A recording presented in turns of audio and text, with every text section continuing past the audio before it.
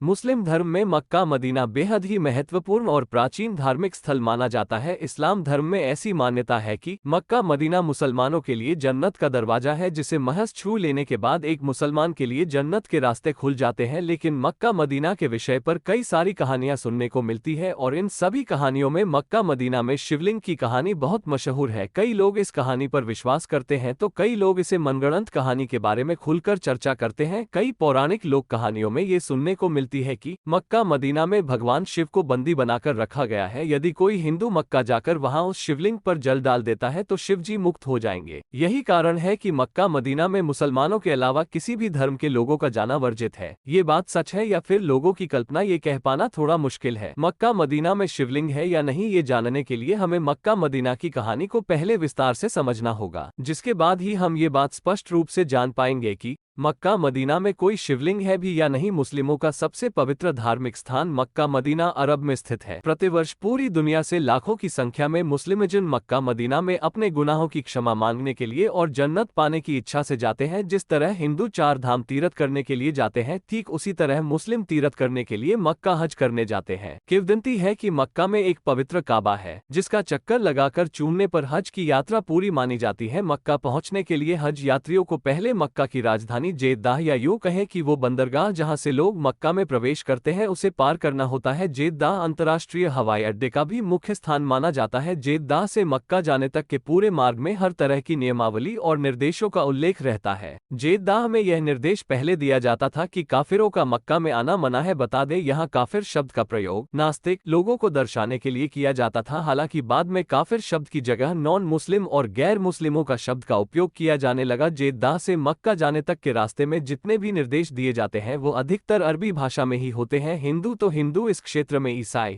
यहूदी, पारसी, बौद्ध और जैन भी प्रवेश नहीं कर सकते हैं। मुसलमानों के सबसे बड़े तीर्थ स्थल मक्का मदीना में शिवलिंग होने की अफवाह सिर्फ आज से नहीं बल्कि कई साल पहले से सुनने में आ रही है। मक्का मदीना में शिवलिंग के होने की बात कई इतिहासकारों ने अपनी पुस्तकों में लिखी है। रोमन इतिहासकार जिनका नाम दियोड्रस सल्स है, उन्होंने अपनी पुस्तक में स्पष्ट रूप से यह वर्णन किया है कि मक्का मदीना में पहले मक्केश्वर यानी महाशिव का मंदिर था। यह उस समय की बात है जब मुसलमान वहां इबादत नहीं करते थे। यह वो समय था जब मक्का मदीना बना ही नहीं था। मक्का के बनने से पहले से ही वहां पर मक्केश्वर की आराधना होती आ रही है। ऐसा भी माना जाता है कि मक्का में 365 मूर्तियों की पूजा की जाती थी, लेकिन फिर बाद में मुसलमानों ने मूर्तियों को हटा दिया था। लेकिन मूर्तियों को हटाने के बाद भी उनके दाग वहीं पर रह गए हैं। इतिहासकार तो हमेशा ही कहते हैं कि मुसलमानों के आगमन से पहले ही मक्का में इबादत की जाती थी। मक्का मदीना के पाक साफ स्थल होने का एक कारण ये भी है कि वह स्थल कुरान, जो कि मुसलमानों का पवित्र ग्रंथ है, उसका उद्गम स्थल माना जाता है। मक्का में काबा है, इसीलिए तो दुनिया भर के सभी मुसलमान नमाज पढ़ते समय अपना मुंह काबा की दिशा में ही रखते हैं, ताकि नमाज के समय उनकी बात सीधा अल्लाह तक पहुंच जाए। कई जगह ये स्पष्ट है कि मक्का की सबसे बड़ी तीर्थ पहले मक्केश्वर महादेव का मंदिर था। कई प्राचीन कहानियों में इस बात का भी जिक्र मिलता है कि मक्का में बहुत बड़ा काले रंग का शिवलिंग था, जिसकी लोग पूजा करते थे। ऐसा भी माना जाता है कि वो शिवलिंग आज भी खंडित अवस्था में मक्का में मौजूद है। शिवलिंग को एक क्यूब आकार बॉक्स बनाकर घेर दिया गया है, ताकि हिंदुओं को कभी भी इस बात की भनक ना पड़े और लोग इसी कमरानुमा घर की इबादत करते हैं। महान इतिहासकार पीएन ओक ने अपनी पुस्तक वैदिक विश्व राष्ट्र का इतिहास में मक्का में शिवलिंग होने की बात को विस्तार में स्पष्ट किया है। ऐसा भी कहा जाता है कि वेंकटेश पंडित ग्रंथ रामावतार चरित के युद्धकांड प्रकरण अद्भुत प्रसंग में मक्केश्वर लिंग